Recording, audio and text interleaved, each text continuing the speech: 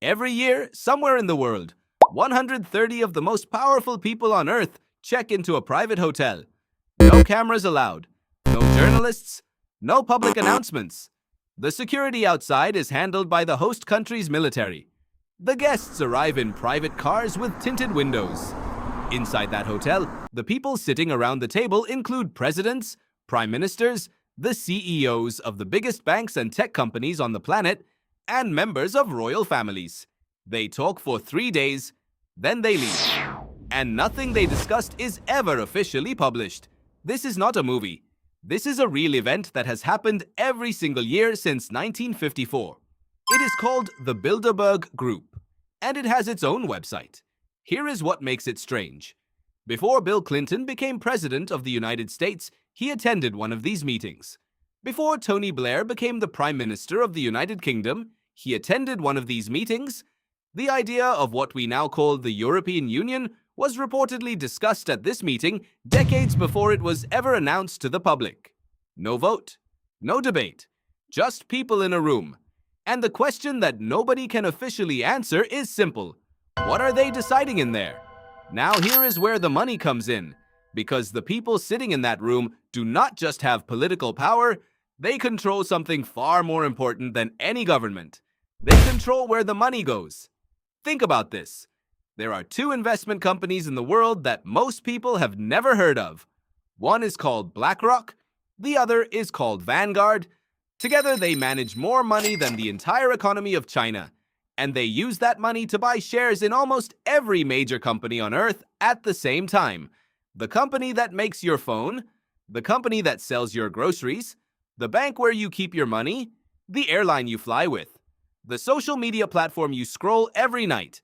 In almost every case, BlackRock or Vanguard or both are among the largest owners.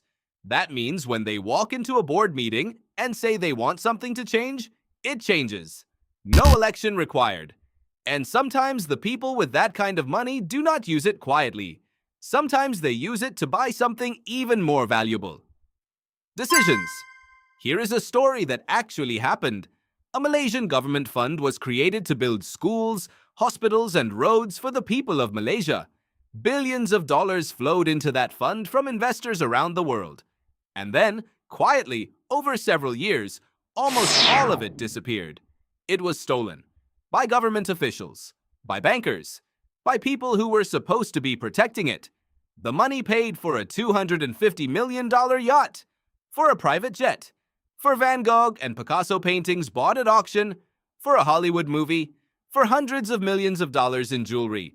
One of the most famous banks in the world, a bank whose name everyone knows, helped move the money and paid over $1 billion in bribes to keep it moving. The US government eventually fined that bank nearly $3 billion for its role. The Prime Minister of Malaysia, the man who was supposed to be protecting his own people's money, had $266 million worth of luxury items found in his home when police finally raided it. $266 million in his house. And while that was happening, the schools were not being built. Now here is the part that connects everything. In 2016, the biggest document leak in the history of journalism happened. 11.5 million secret financial documents were published simultaneously by journalists in over 80 countries. They showed exactly how the richest and most powerful people in the world hide their money. And what they found was this. 140 politicians from around the world were secretly hiding money in offshore accounts. 12 of them were sitting world leaders at the time, including presidents and prime ministers of countries you have heard of. One of them resigned within 2 days of the story breaking. The documents showed billions of dollars flowing through fake companies set up in countries where nobody asks questions. The money would pass through 4 or 5 different countries before it reached its final destination. Each step was technically legal in at least one of those countries. By the time it arrived, it was clean. And here is the number that tells you everything you need to know. Governments around the world recovered about $2 billion from what was exposed in those documents. $2 billion out of the trillions that were hidden. The rest is still out there. So what is actually happening here? It is not a secret underground society with robes and handshakes. It is something more boring and more powerful than that. It is a group of people who understand that money, moved carefully through the right system, is more powerful than any army, any law, or any election. They meet in hotels with no cameras. They buy shares in every company simultaneously. They move billions through countries where nobody asks questions.